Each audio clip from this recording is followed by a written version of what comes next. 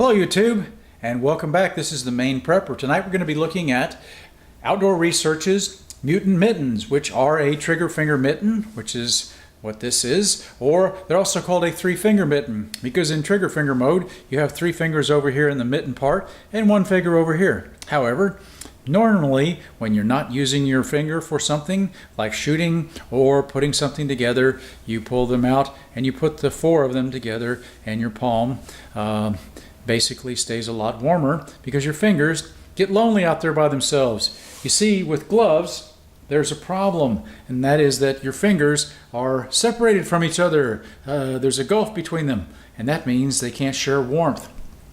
Your hand is very rich in blood, and so is your face or your head. And by keeping your fingers apart, you are subjecting yourself to extreme danger of frostbite.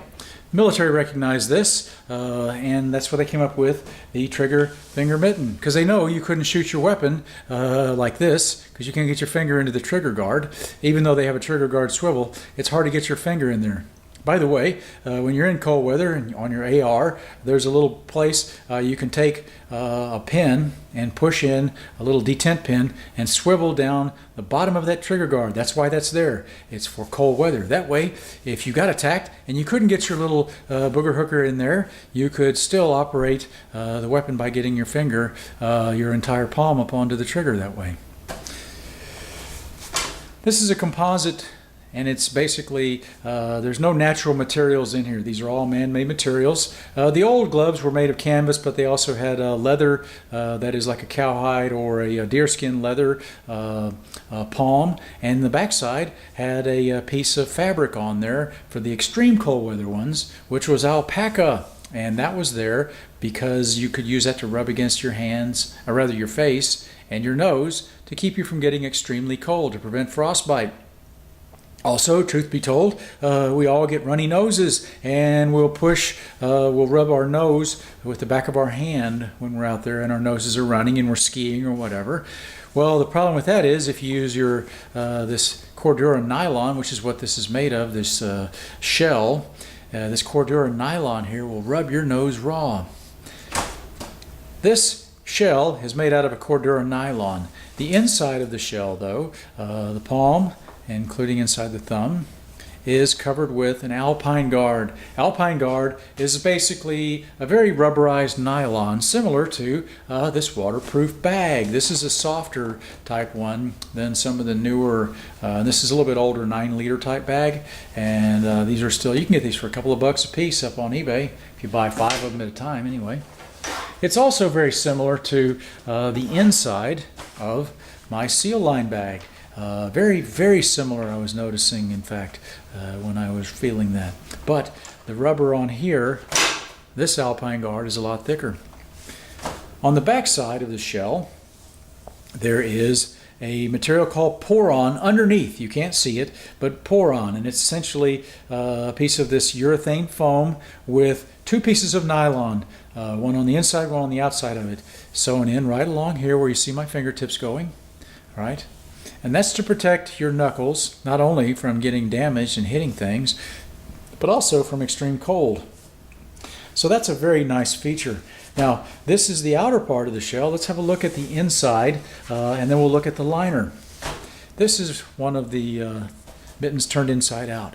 This material here is a Gore-Tex. This is excellent because what happens is Gore-Tex will allow the moisture from your hands and the heat. Of course, your hands will get hot inside here, and they'll maybe start to get a little bit moist, and that will allow the moisture to pass out. That being said, you don't want to get hot and sweaty when you're out in cold weather. That is your enemy. Sweat is your enemy. Now, I know we're trained, especially the military, to embrace sweating and hard work.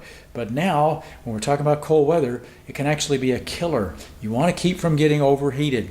So that means as a leader, you have to stop periodically and allow your troops to adjust their gear. And that's not always going to be the same from one person to the next. I get hot real easy, so you'll see me back there with hardly anything on. I'll be the guy with nylon short shorts out in 20 below weather skiing and laughing and wondering why you guys look cold.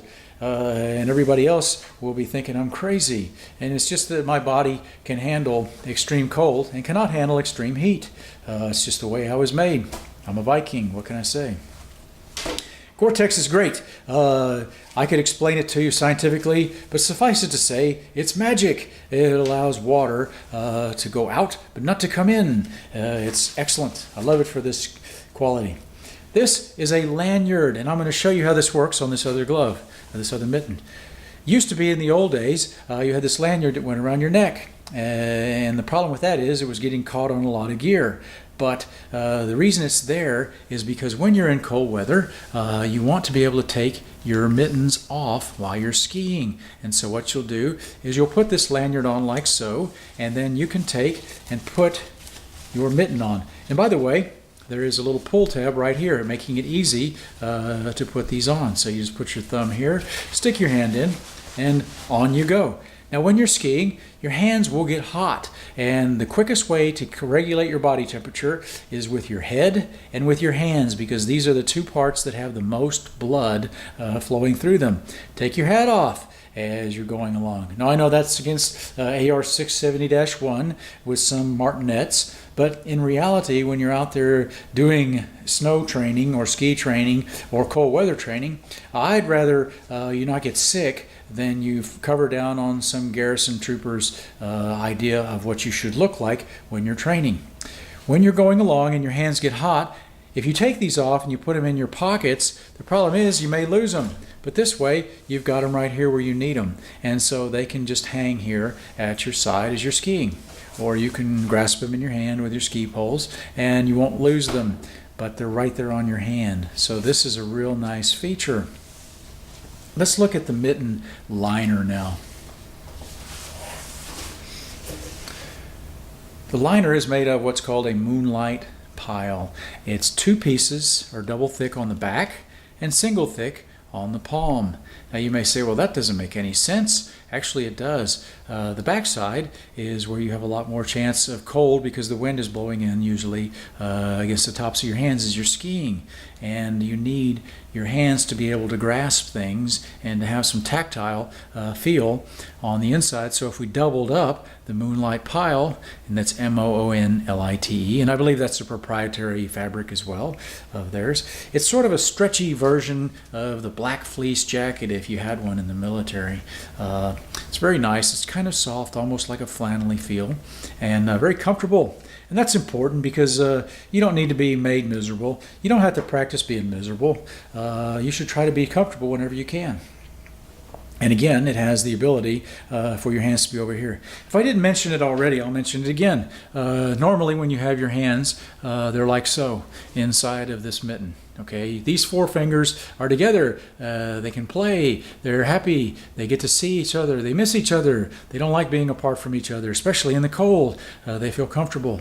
If your hands get real cold, you make a fist inside of your mitten and you wave your arms around in a circular motion like a giant windmill, waving them big, big circles. And what that does is that slings the blood back into your hands, especially into the extremities, and it keeps your hands from getting cold. Okay.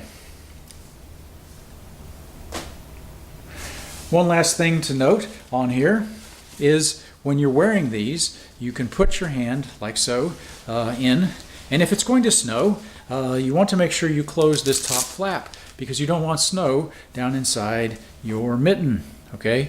Because that defeats the purpose of it. Then you have a giant ice stick going on the end of your arm. And you can also tighten the back of this as well. By keeping this down snug, sometimes it can help your hands stay a little bit warmer. I find it makes it harder, though, when you have this snug to be able to get your finger onto the trigger. So you need to have that ability to kind of work your hand back into there.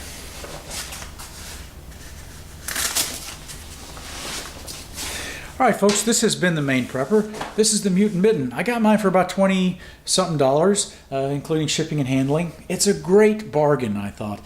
The military is upgrading these, and now they're making them with a little pocket to put your those little hand warmers in and all kinds of great stuff. These people will try to get $75, and one guy was saying, these normally sell for $150, but now I'll sell them to you for $75. And I went, okay, hold on, I'll be right back. And I went and looked around a little bit more, and I found $20.50, brand new, with the tag on it too. I mean, I'm talking about it came with the tag on it, $20.50. And it also came with little instructions in there, and it tells you a little bit about the mittens. But one of the things it doesn't do, and one of the things I couldn't find anywhere, was the cold weather rating, how cold you could take these down to. If I want to make any improvements, I'll probably get a piece of alpaca fur or something similar, and I will affix it with fabric glue, if nothing else, to the back side of this mitten. That way, because I know my nose runs a lot, and I always am rubbing it with the back of my glove or mitten. Well, this way I don't have to worry about rubbing the skin off my nose.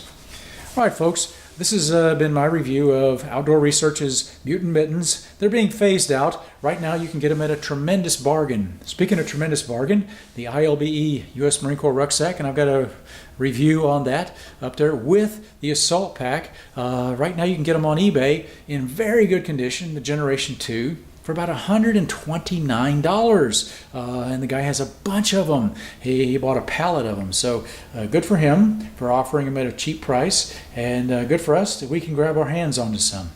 Thank you for tuning in, folks. This has been the Maine Prepper, and I appreciate you guys being here. Remember, don't just survive, but thrive.